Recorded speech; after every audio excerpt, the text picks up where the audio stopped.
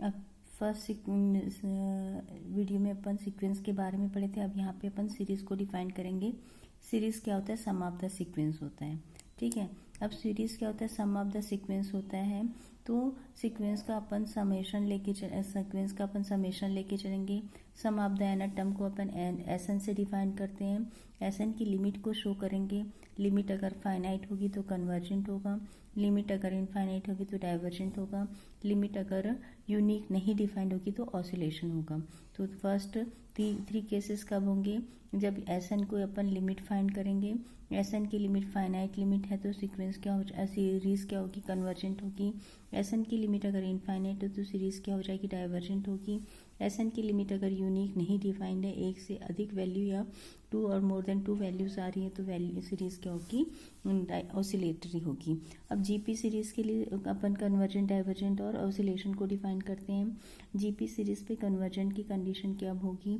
जब आर की वैल्यू चाहे नेगेटिव हो चाहे पॉजिटिव हो, हमेशा आर की वैल्यू मॉड ऑफ आर के फॉर्म पे डिफाइन करेंगे। और वैल्यू अगर लेस देन 1 है तो सीरीज क्या हो जाएगी? कन्वर्जेंट होगी। Means for value of mod of r is less than 1 series इसे कन्वर्जेंट सीरीज।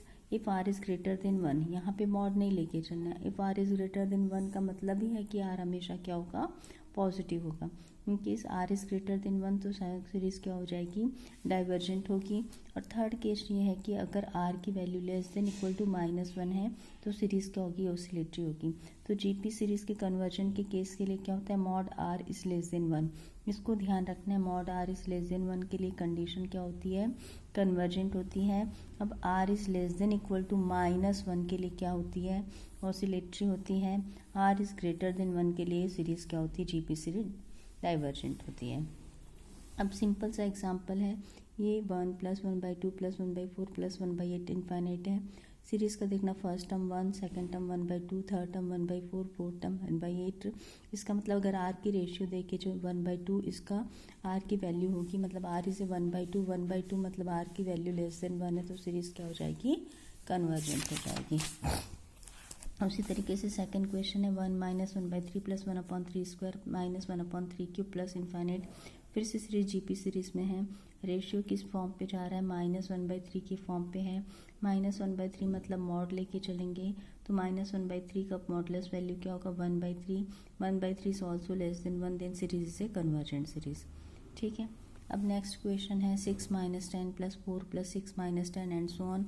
तो अपन ये लेके चलेंगे कि अगर अपन सारे टर्म्स को लिमिट डिफाइन करते हैं तो अगर अपन लेके चल रहे हैं 3 टर्म्स को, फर्स्ट टर्म लेके चलोगे तो केवल 6 मिलेगा, है ना। 2 टर्म्स लेके चलोगे तो वैल्यू -4 मिलेगी। 3 टर्म्स लेके चलोगे तो वैल्यू क्या होगी? 0 मिलेगी। तो 3 वैल्यू मिल रही है। एक है तुम्हारे पास फर्स्ट टर्म बस लेने से वैल्यू क्या मिल रही है? 6। मतलब यहाँ पे देखना combination of 3 terms. nth term क्या हो सकता है? nth टर्म या तो 3 टर्म्स का कॉम्बिनेशन हो सकता है या लेस देन और ग्रेटर देन 3m का टर्म्स हो सकते हैं। तो इस कॉम्बिनेशन में अगर तीनों 3m लेके चलें, 3 टर्म्स का समेशन लेके चलेंगे, 3 का पेयर लेके चलेंगे तो लिमिट हमेशा क्या होगी? 0 होगी। ठीक है, अगर अपन 3 + 1 मतलब 4 टर्म का समेशन लेके चलेंगे तो वैल्यू क्या होगी? 6 होगी। और अगर 3m + 2 है ना 5 टर्म्स का समेशन लेके चलेंगे तो -4 होगा। मतलब 3 वैल्यूज मिल रही है इसके लिमिट लेने पे। केस अलग अलग होगा, एक 3m के केस में, एक 3m + 1 के केस में, एक 3m + 2 के केस में। तो हर केस में वैल्यूज अलग अलग मिल रही है। एक पे 0 आंसर है, दूसरे पे 6, तीसरे पे -4। तो सीरीज क्या हो जाएगी तुम्हारी? यहाँ पे ऑसिलेटरी हो जाएगी क्योंकि यहाँ पे यूनिक लिमिट डिफाइंड नहीं है। ठीक है, अब necessary condition for conversion, necessary है सफिशिएंट नहीं है, इस बात को हमेशा ध्यान पे रखना। Necessary condition for convergence, if a positive term series summation of un is convergence then limit n tends to un equal to 0 होगा। जब लिमिट un मतलब nth टर्म का अपन लिमिट डिफाइन करेंगे और nth टर्म की लिमिट की value 0 है तो ये चांसेस हो सकते हैं कि सीरीज क्या होगी? कन्वर्जेंट होगी। दोनों चांसेस हो सकते हैं लेकिन मैक्सिमम चांसेस किसके हो सकते हैं? कन्वर्ज होने के हो सकते हैं। ठीक है।